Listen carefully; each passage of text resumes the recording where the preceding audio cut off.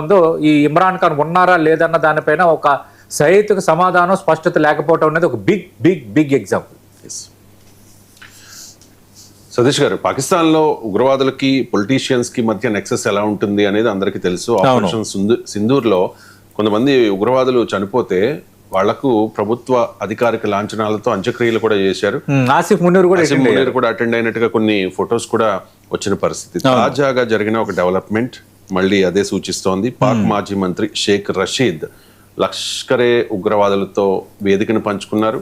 ఆయన లష్కరే తోయిబా చీఫ్ హఫీజ్ సయీద్ కు బానిసాని ప్రకటించారు. అదే సమయంలో ఇప్పుడు కూడా హఫీజ్ సయీద్ భారత వ్యతిరేక వ్యాఖ్యలు చేస్తూ ఉంటారు. భారత్ను నాశనం చేసేస్తాం, ప్రపంచ పట్టణంలో లేకుండా చేస్తాం, ఈ టైప్ ఆఫ్ కామెంట్స్. ఇప్పుడు షేక్ రషీద్ కూడా అదే తరహా వ్యాఖ్యలు చేశారు, భారతదేశాన్ని సర్వనాశనం చేస్తాము అని చెప్పేసి. అంటే ఈ వ్యాఖ్యల మీద మీ కామెంట్ ఏంటి? అంటే ఇప్పుడు విచిత్రంగా ఉంది. అంతకు ముందు ఒక పాకిస్తాన్ మంత్రి, రక్షణ మంత్రి చేసిన వ్యాఖ్యలే పెద్ద సంచలనం అయిపోయాయి. ఖవాజా ఆసిఫ్. తర్వాత ఇప్పుడు ఏంటంటే వాళ్ళ నోటికి అడ్డదుపు లేదు, ఏమైనా చేస్తారు. ఇంకా తుణకలు చేస్తాము, లేదంటే భారతీయులను ఈ విధంగా చేస్తాం, నిద్రలేని రాత్రులు గడిపేటట్టు చేస్తామంటే వాళ్ళకి నిద్రలేని రాత్రులు గడిపేటట్టుగా చేసింది మన ఆర్మీ. ఆపరేషన్ సింధూర్లో భాగంగా మొత్తం ఉగ్ర స్థావరాలను ధ్వంసం చేస్తే కింద మీద పడి అమెరికా కాళ్ళు వేళ్ళ బతిమాలాడి మళ్ళీ యుద్ధాన్ని ఆపండిరా బాబు, మేము ఇంకా ఏం చేయలేకపోతున్నాము అని చేతులు ఎత్తేసిన ఒక దయనీయమైన పరిస్థితి పాకిస్తాన్ ఆర్మీది, పాకిస్తాన్ది. కానీ ఇంకేంటంటే వాళ్ళకి ఇంకా బుద్ధి రావట్లేదు. అంటారు కదా, కుక్కతో ఒక వంకర అంటారు కదా, అదంతే. దాన్ని మనం ఎవడూ ఏమీ మార్చలేడు. ఎందుకు ఇది చెప్తున్నానంటే, ఇమ్రాన్ ఖాన్ నేతృత్వంలో ఈ పాకిస్తాన్ ప్రభుత్వంలో 2020 నుంచి 2022 వరకు ఈ అంతర్గత వ్యవహారాల మంత్రిగా పనిచేశారు ఎవరు? అవామీ ముస్లిం లీగ్ అధినేత షేక్ రషీద్ అహ్మద్. ఆయన నేను ఒక వేదిక పంచుకుంటూ, ఎవరితో వేదిక పంచుకున్నారు? అంతర్జాతీయంగా నిషేధించిన, బ్యాన్ చేసిన లష్కరే తోయిబా ఉగ్రమోఠాతో కలిసి వేదిక పంచుకున్నారు. ఇక్కడ అది గమనించాలి. ఒకటి. రెండోది, భారత్ పైన అత్యంత భయంకరమైన వ్యాఖ్యలు చేశాడు ఆయన. ఏమంటాడు? 26/11 ముంబై దాడి సూత్రధారి హఫీజ్ సయీద్కు నేను బానిసను. నువ్వు బానిసవైతే వాడు కాలు నాకు, వాడికి సేవలు చెయ్యు. నువ్వు బానిసవైతే భారత్పై మాట్లాడతావా? ఆయన ఇంకా భారత్లో పక్షులు కూయవు, ఇక గుళ్ళ గంటలు కూడా మోగవు అంటూ ఇప్పుడు వ్యాఖ్యలు చేస్తున్నాడు. మిస్టర్ షేక్ రషీద్ అహ్మద్, భారత్లో పక్షులు కూయవు, గుళ్ళు గంటలు కూడా మోగవు అంటున్నారు కదా. ఇప్పుడు మీ దేశంలో ముందు మీ పరిస్థితి చక్కదిద్దుకోండి. బలూచిస్తాన్ ఒక స్వతంత్ర దేశంగా ప్రకటించుకుంది. అక్కడ మొత్తం పూర్తి స్థాయిలో ఆఫ్ఘనిస్తాన్తో, భారత్తో అందరితో గొడవలు, తాలిబాన్లతో గొడవలు. అత్యంత దయనీయమైన పరిస్థితిలో ఉన్నారు మీరు. అమెరికా మిగతా దేశాల శరణొచ్చుతున్నారు, ఏం చేయాలో తెలియని పరిస్థితుల్లో. పైకి మాత్రం మామూలు ప్రకటనలు ఉండవు. ఇది ఫ్యాక్షన్ సినిమాల్లో హీరోలు చేసిన ప్రకటనలు, లేదంటే విలన్లు చేసే హుకరింపులు, ఇవే ఇలా ఉంటాయి వీళ్ళు పాకిస్తాన్ నేతల మాటలు. ముందు నీ ఇల్లు చక్కదిద్దుకో. నువ్వు మా భారతదేశంలో పక్షులు కోస్తాయో కూయవో ఇక్కడ పక్షులకు తెలుసు.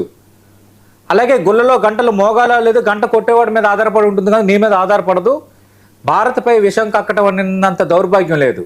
ముందు నువ్వు ఇమ్రాన్ ఖాన్ ప్రభుత్వంలో మంత్రిగా పనిచేసావు. అంటే ఇమ్రాన్ ఖాన్ నీకు భిక్ష పెట్టాడు, రాజకీయ భిక్ష. ఆయన ప్రధానిగా ఉన్నప్పుడు నువ్వు మంత్రివర్గంలో ఉన్నావు. మరి నీకు రాజకీయ భిక్ష పెట్టిన ఇమ్రాన్ ఖాన్ బతుకున్నాడో లేదో తెలియని అయోమయ పరిస్థితి ఉంది మీ దేశంలో.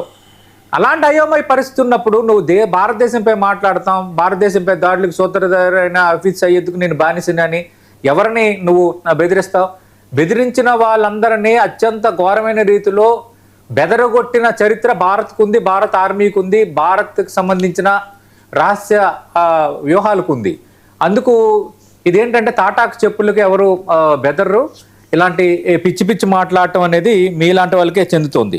రెండోది ఏంటంటే, ఐక్యరాజ్యసమితి నిషేధించిన లష్కరే తోయిబా సంస్థకు చెందిన సీనియర్ కమాండర్ ఖలీద్ మసూద్ సంధు, ఆ సంస్థ కేంద్ర సలహా కమిటీ సభ్యుడు ఖారీ మహమ్మద్ యాకూబ్తో పాటు ఒకే రకంగా మొత్తం ఈ నేతలందరూ కూడా ఒకే వేదికను పంచుకున్నారు. వాళ్ళు ఏమంటున్నారంటే, దేశంలో చట్టం భద్రతను రక్షించాల్సిన ఒక మాజీ హోంమంత్రి వేలాది మంది అమాయకు ప్రాణాలను తీసిన ఉగ్రవాదులతో కలిసి నవ్వుతూ కనిపించడం అనేది ఎంత దుస్థితో, అతను ఆ ఉగ్రవాదికి బానిసను ప్రకటించడం అంతకు మించిన దౌర్భాగ్యం లేదు. అయితే అంటారు కదా, ఇప్పుడు యథా రాజా తదా ప్రజ అంటారు కాబట్టి ఇప్పుడు ఆసిఫ్ మున్నీర్ అదే పాకిస్తాన్ ఆర్మీకి సంబంధించిన చీఫ్, మన ఉగ్ర శిబిరాన్ని ధ్వంసం చేశాం, ఆపరేషన్ సింధుతో గట్టి బుద్ధి చెప్పాం, లేదు మేము ఎలాంటివి చెయ్యమన్నారు, ఉగ్రవాద కార్యకలాపాలను మేము పోషించడం లేదన్నారు. కానీ వాళ్ళ అంత్యక్రియలకి మాత్రం ఆసిఫ్ మున్నీర్ హాజరవుతాడు. మరి ఇది ఎక్కడ పరిస్థితి? అలాగే షోయిబ్ అఖ్తర్, వాళ్ళ క్రికెటరు షోయిబ్ అఖ్తర్ సంబంధించి మనం చూస్తాం. షోయిబ్ అఖ్తర్ సోదరుడో లేదంటే బంధువు వివాహానికి మొత్తం ఉగ్రవాదులు అందరూ అటెండ్ అయ్యారు. అంటే అక్కడ ఉగ్రవాదం అక్కడ ఉన్న అంతా పెనవేసుకుని ఉన్నారు. వాళ్ళ టార్గెట్ ఒకటే, భారత్ను అస్థిరపరచాలి అనేది. బయటికి మాత్రం ప్రగల్భాలు పలుకుతారు, భారత్ పాకిస్తాన్ కలిసి ఉండాలి, ప్రజాస్వామ్యుతంగా ఉండాలి, ఇదంతా పెద్ద రంగురంగుల మాటలు, రంగులు చూపిస్తుంటారు వీళ్ళందరూ. కానీ లోపల మాత్రం బాగా విపరీతమైన కసి, భారత్ విచ్ఛిన్నం చేసేయాలి, భారత్ ప్రపంచంలోనే చెప్పుకోదగ్గ ఆర్థిక శక్తిగా ఎదుగుతోంది, మౌలిక సదుపాయాలు డెవలప్ అయ్యాయి, ఆర్థిక వృద్ధి డెవలప్ అయ్యింది, మౌలిక వసతులు బాగున్నాయి. ఇవన్నీ చూసి మాట వాళ్ళకి ఒక రకమైన అంటారు కదా, అంటే చూడలేని తనం, ఓర్వలేని తనం. ఈ నేపథ్యంలోనే పిచ్చి పిచ్చి వ్యాఖ్యలు చేస్తారు, పిచ్చి పిచ్చిగా మాట్లాడతారు. నేను అందుకంటున్నా, ఆ మంత్రి ఎవరైతే ఉన్నారో మాజీ మంత్రి, ఫస్ట్ ఇమ్రాన్ ఖాన్, నీకు రాజకీయ భిక్ష పెట్టిన ఇమ్రాన్ ఖాన్ ఉన్నాడో లేదు ముందు అది క్లారిటీ తెచ్చుకో.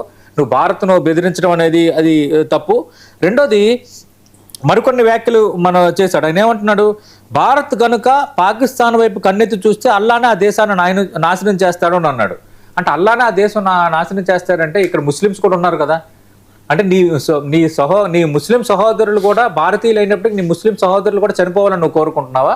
అంటే నీ పిచ్చి పీక్స్కి చేరింది.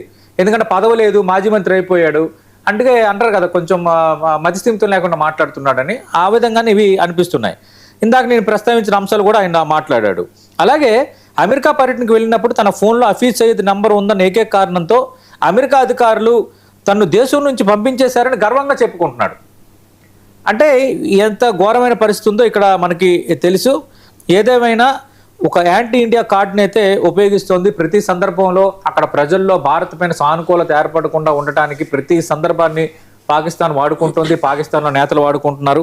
మనకు తెలుసు, అంతర్జాతీయ నిధుల కోసం financial action task force FATF అంటారు, గ్రే లిస్ట్ నుంచి తప్పించుకోవడానికి హఫీజ్ సయీద్ జైల్లోనే ఉన్నాడని పాకిస్తాన్ కోర్టులు నాటకమాడుతున్నాయి. కానీ హఫీజ్ సయీద్ బహిరంగంగానే తిరుగుతున్నాడు, అనుచరులకు, లష్కర్ నేతలకు ఆ దేశ మాజీ హోంమంత్రులు అండగా నిలుస్తున్నారు అనడానికి ఇంతకు మించిన బిగ్ ఎగ్జాంపుల్ లేదు. షేక్ రషీద్ చేసిన వ్యాఖ్యలు భారత రక్షణ వ్యూహాత్మక వర్గాల్లో కూడా తీవ్ర చర్చకు దారితీశాయి. ఖచ్చితంగా దీనికి తగ్గట్టుగా సరైన సమాధానం ఉంటుంది. అలాగే పాకిస్తాన్ యొక్క వైఖరిని అంతర్జాతీయ వేదికలపై ఎండగట్టడానికి ఇలాంటి ఎగ్జాంపుల్స్ బాగా ఉపయోగపడతాయి. మీరు అలాగే మాట్లాడండి, మాకు ఇలాగే ఉపయోగం చేయండి. 2 రోజులు